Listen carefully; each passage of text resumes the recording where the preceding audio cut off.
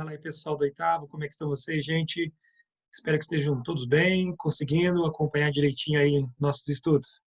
Então, pessoal, estamos chegando na nossa segunda semana do ciclo 2 do quarto bimestre, e hoje vamos falar sobre a Revolução Científica do século XIX, tá bom? Então, gostaria de falar um pouquinho com vocês sobre esses aspectos. Como eu disse para vocês, agora é assunto de gente grande, hein, gente? É assunto de gente grande. Então, eu sei que vai ser um pouquinho pesado, mas eu espero que vocês possam compreender com a ajuda da gente aqui, tá bom? Então, vamos lá, deixa eu compartilhar com vocês aí a nossa apresentação de hoje sobre a Revolução Científica do século XIX, para que a gente possa, assim, começar a nossa aula de fato. Bom, gente, sempre lembro, então, né, para vocês, as nossas atividades aí semanais. Não esqueçam, na semana 2 do ciclo 2, de assistir a videoaula, fazer a leitura nas páginas 149 a 160 do capítulo 11, e as atividades estão nessas três páginas aí, ó, 156, 159 e 161 do capítulo 11. Tá legal, galera?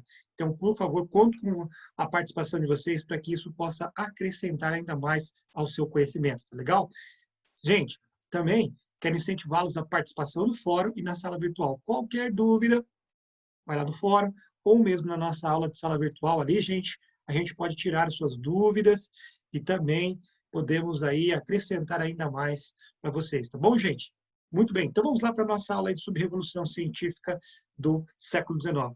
Então, é interessante que não foi apenas no campo da produção industrial, como aconteceu com a Revolução Industrial, em que houveram avanços técnicos importantes na vida do ser humano. Bom, também, além desses grandes avanços industriais, tecnológicos, no sentido material, também houveram diversas novidades no campo das ideias, certo? E essas novas ideias, elas vieram realmente a trazer muitos benefícios para a humanidade. São diversos avanços científicos que a gente pode aqui citar para vocês nesse século XIX. Alguns que eu cito para vocês aí já estão aí, ó. A teoria celular, desenvolvida pelo Matthias Schleiden, né, eu acredito que é assim que se fala, né? E o Theodor Schwann, né? Ele dizia, essa teoria que foi desenvolvida por eles, dizia que todos os seres vivos são compostos por células. Hoje é algo que nós já sabemos, mas a primeira, né, vez que foi descoberto isso foi justamente no século XIX, através do Schleiden e também de Schwann, né? Então, eles trazem para nós essas ideias novas. Também, o Louis Pasteur e o Robert Koch descobrem que os micro-organismos eles podem causar doenças importantes aí, né? Por exemplo, o Koch foi quem conseguiu isolar a bactéria responsável pela transmissão da tuberculose, que foi uma doença considerada o mal do século XIX, gente. Para vocês terem ideia aí, foi ele que conseguiu, né, separar ali, né, e isolar essa bactéria e descobrir que ela era responsável pela transmissão dessa doença seríssima. Bom, outras coisas também, as leis de Mendel. Mendel foi um padre, né, um monge agostiniano, e ele era botânico, e ele afirmou a hereditariedade das pessoas. Então, o George Mendel é justamente esse camarada, que mais tarde contribuiu muito para a questão do entendimento da genética. É um ótimo estudo hoje, na atualidade, a gente entende muitas coisas desse estudo da genética, e começou com as leis de Mendel. Bom, as ondas eletromagnéticas também foram descobertas pelo Hertz, né, durante o século XIX. E depois, gente, essas descobertas foram empregadas em outros materiais importantes, como, por exemplo, as ondas do rádio, raio-x, raios gama, entre outros. Tá? E uma revolução científica importante desta época também foi o evolucionismo proposto por Charles Darwin no seu livro A Origem das Espécies, em que ele propõe que houve uma série de evoluções naturais em que passou o mundo, e especialmente os seres vivos, para se chegar ao que nós temos hoje. Bom, essa evolução natural, ela foi um processo formador de todos os seres vivos, de acordo com o nosso amigo aí, Charles Darwin. Bom, então é interessante aqui que essa revolução científica, sim, certamente ela trouxe muitas melhorias, né? E entre essas melhorias estão os novos hábitos higiênicos, gente. O pessoal percebe que existe uma necessidade de cuidar com a sua higiene para evitar transmissão de doenças. Nós estamos passando justamente por uma época de pandemia. E uma das coisas que tem sido mais enfatizado é a necessidade da higiene para evitar a transmissão do coronavírus, não é verdade, gente? Olha aí, também técnicas medicinais novas vão aparecer, são as melhorias que se trazem aqui a partir daqui. Bom, aumento da taxa de natalidade, diminuição da de mortalidade, consequentemente, um aumento populacional do mundo. Então, tudo isso traz, né, algumas melhorias importantes para todas as pessoas nesse momento. Certamente, o avanço das ciências criou um clima assim, de esperança, de felicidade para muitas pessoas a partir do século XIX. Bom, então é importante a gente falar um pouquinho a respeito dessa evolução científica, gente, e falar também que esta febre, entre aspas, né, ela contribuiu para o nascimento de muitas doutrinas políticas e também filosóficas de grande importância para nós. Entre elas, eu vou citar algumas para vocês aqui. Nós temos o positivismo, que vamos estudar, o darwinismo social, o liberalismo, também o socialismo e anarquismo. Nossa aula de hoje, eu quero estudar com vocês os três primeiros, tá bom? Na semana que vem, estudamos as duas últimas. Então, vamos falar aí sobre o positivismo, galera. Positivismo desenvolvido por Auguste Comte, esse francês, que dizia o seguinte: a explicação dos fenômenos externos só podem ser realizadas através da observação científica dos acontecimentos, através da prova científica, buscar realmente a experiência para poder comprovar determinados fatos. Então, para ele, gente, a ciência teria uma função importantíssima, que era livrar a humanidade das explicações sobrenaturais, levando os homens ao progresso constante, e isso vai trazer, sim, a paz e a felicidade a todos os homens para o nosso amigo Conte. Bom, ele diz ali também, gente, que a humanidade busca traçar um caminho cujo destino é uma sociedade racional e científica, ou positiva. Daí vem o nome positivismo, né? E é interessante que para ele, gente, o progresso da humanidade ele é atingido através da ordem e não através de revoluções armadas. E a gente percebe isso justamente na nossa bandeira, ordem e progresso.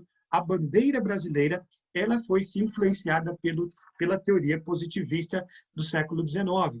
Muitos dos idealistas brasileiros se influenciaram-se justamente por essa ideologia da ordem do positivismo para formar a nossa bandeira aí já no início do século XX.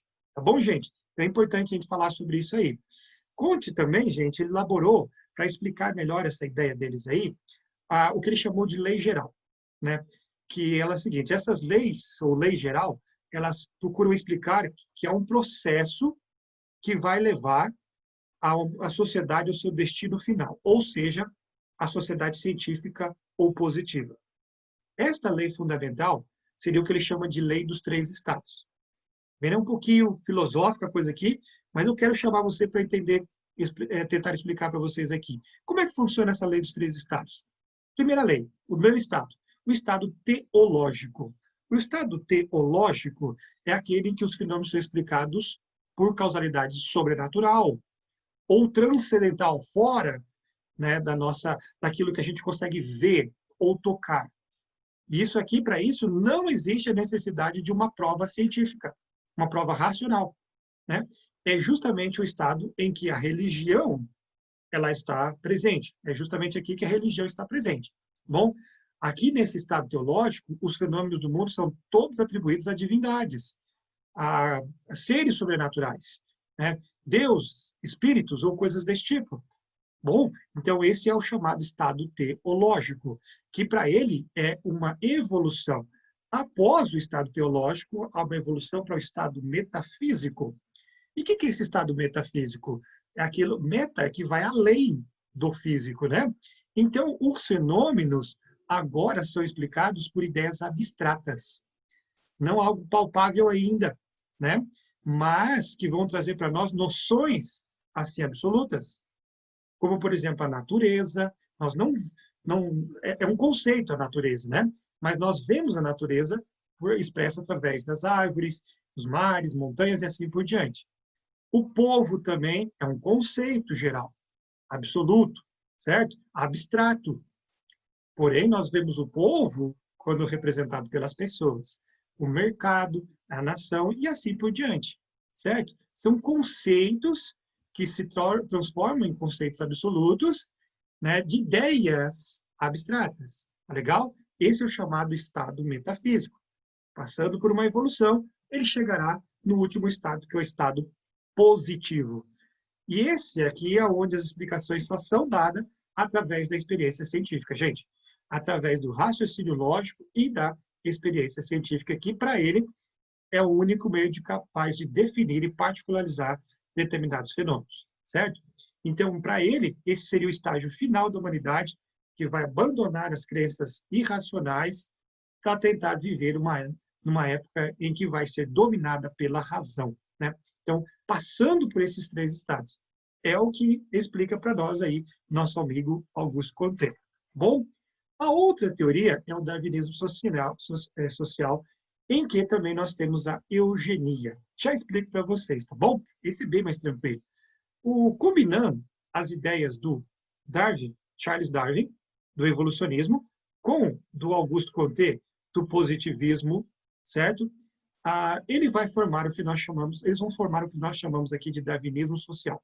É um grupo de pessoas que acreditava na ideia, então, de que os grupos sociais mais adaptados ao meio, eles acabam tendendo a sobreviver e a evoluir, enquanto outros grupos sociais menos adaptados vão tender à extinção, de acordo com o pensamento também de Charles Darwin, para os seres vivos. Bom, eu acredito que as sociedades, esse fenômeno também está presente dentro da sociedade. Ou seja, o que ele está dizendo aqui? Que existem sociedades mais evoluídas do que as outras. Uma sociedade é mais evoluída do que a outra. Certo? E ele diz o seguinte, sendo assim, existe uma necessidade agora. Essa necessidade de levar a civilização, o progresso, a evolução, e especialmente a evolução europeia, aos povos inferiores. Gente, essa ideia aí é terrível, né? Com certeza. Não existe esse negócio de uma sociedade que é mais evoluída que o outro. Não existe esse negócio. Mas foi o conceito que dominou nesta época, tanto que justificou muitos países europeus a saírem e colocarem sob o seu jugo países, lugares na África e também na Ásia. E nós vamos estudar lá no último capítulo, que é o chamado de neocolonialismo ou imperialismo. É a justificativa ideológica que os caras trouxeram, que existe uma sociedade que é mais evoluída do que a outra, então eu preciso levar essa evolução para esta sociedade mais inferior. Tá vendo? Essa era a justificativa deles. Conforme vocês veem aí nessa imagem, ao lado nosso aqui, gente, ali embaixo de mim, né, na verdade, né? Veja só que interessante. Levando essa civilização. E aí isso surge, gente, né, o conceito da eugenia. O primo de Charles Darwin foi o responsável pela ideia aqui, o Francis Galton, né? Ele diz o seguinte, que a melhoria da raça humana só vai ocorrer se houver o controle da reprodução humana. Ou seja, não pode haver mistura de raças. Tem que ficar uma raça pura, para não enfraquecer, gente, o tronco principal. Esse tipo de pensamento, né, ganhou muita popularidade, infelizmente, no século XIX, e muitas pessoas começaram a até justificar comportamento violento de alguns, né, dizendo que essas pessoas são violentas porque elas são menos desenvolvidas, ou coisa desse tipo. Problemas físicos e mentais também, porque houveram a mistura das raças. E essa mistura das raças levou a esse enfraquecimento do gene humano, certo? O que vai levar posteriormente a perseguições terríveis, né, a grupos que são chamados de inferiores biologicamente. É o que vai acontecer no século XXI, século XX, perdão, durante a Segunda Guerra Mundial, a perseguição aos judeus e a ciganos, entre outros, feita pelos nazistas. Bom, então isso é o que nós chamamos de eugenia, gente. Certo? É uma triste página, né, para a raça humana, justamente esse conceito da eugenia sendo praticado. Bom, muito bem, continuando aí, vamos falar agora sobre o liberalismo, o último do nosso assunto de hoje aí. O liberalismo, a gente já falou um pouquinho para vocês, só que o liberalismo do século XIX, enquanto, né, o darwinismo social e também o positivismo são mais na área social, aqui o liberalismo ele pensa mais na questão política e econômica. É uma doutrina assim, política que é baseada na defesa das liberdades individuais e especialmente na superioridade do indivíduo em detrimento do Estado, certo? Então, os liberais, ele acreditam, por exemplo, na liberdade individual do ser humano, e cada um tem a sua liberdade de expressão, liberdade privada, né, de ter a sua casa, o seu espaço, né, pensamentos religiosos também, até liberdade de pensamentos religiosos, e até liberdade econômica, onde o Estado não interviria na economia. Então, para eles, a principal função do Estado, na verdade, é promover as melhores oportunidades de desenvolvimento do indivíduo, tá bom? Ou seja, ele vai proporcionar condições para que houvesse uma convivência saudável entre as pessoas, para que assim os seres humanos se sobressaíssem, tá? Entre os principais pensadores, nós temos aí o Jeremy Bentham, o John Stuart Mill e o Alex de Tocqueville, que nós vamos falar um pouquinho de cada um para vocês. O Jeremy Bentham, ele diz o seguinte: a única função do Estado é contribuir para a felicidade da humanidade. É a teoria chamada utilitarista, a teoria do Jeremy Bentham. E para ele dizia o seguinte: os homens só devem obedecer às leis que contribuem para a felicidade dos indivíduos. E que vai trazer o quê? Vai trazer a subsistência de cada um, vai garantir segurança, favorecer igualdade, entre outras coisas. Tá? Então, quanto mais as pessoas têm esses tipos de direitos, melhor será o Estado, melhor será aquela sociedade. Bom, de acordo com Jeremy Bentham. O John Stuart Mill, ele era fãzão, né, do Jeremy Bentham. Então, ele levou até uma aplicação bastante radical as ideias do Jeremy Bentham. Ele foi um dos mais radicais, né, defensores dessa liberdade humana no século XIX. Ele foi um político inglês que defendeu o direito de voto para as mulheres e também a participação de trabalhadores nas decisões políticas, né? John Stuart Mill foi um ícone para a época dele, porque isso não se pensava ainda no século XIX em dar mais autonomia aos trabalhadores e também até a própria mulher. Bom, e por último, Alex de Tocqueville, um francês que vai em visita aos Estados Unidos e lá ele percebe claramente que a democracia era uma forma de governo totalmente inevitável, ou seja, todos deveriam ir para a democracia. Mas ele se preocupava com alguns excessos da democracia, desvios que a democracia poderia trazer. E ele fala, por exemplo, olha só que interessante o que ele explica ali, ó. A ausência de direitos leva à tirania. Agora, ele diz o seguinte: o excesso de poder vai levar à tirania das massas. Isso é verdade, né? Excesso de poderes nas mãos de pessoas pode levar à tirania das massas. E para ele é tão perigosa quanto a primeira, tá? Então, o que deveria fazer? O Estado deveria, então, incentivar a elaboração de leis que vão controlar essas relações aí entre liberdade e igualdade, garantindo direitos fundamentais para os homens. Por exemplo, né, se eu dissesse que todos nós somos livres, então a gente não precisa seguir certas regras, leis. Então, nós chegamos no entroncamento ali, num cruzamento, e não tem um sinaleiro. Quem vai passar primeiro? Né? Se nós deixássemos justamente para cada um escolher, vai haver desordem, vai haver bagunça, certo? Então, para que realmente a liberdade de todos e a igualdade de todos seja estabelecida, leis são criadas para que cada um possa exercer a sua liberdade de ir e vir, mas também seja igual ao outro, né? Ao mesmo período que eu tenho para passar aqui, o meu vizinho aqui da esquerda também tem o mesmo tempo para passar naquele entroncamento. Mas legal, gente? Então, essa seria a ideia do Alex Tocqueville. Bom, é isso aí, gente. Depois nós continuamos na semana que vem falando mais sobre os outros pensamentos ideológicos do século XIX. Tá bom, gente? Grande abraço para vocês. Espero que tenham compreendido. E qualquer coisa, galera, por favor, estamos aqui para ajudar. Um abraço.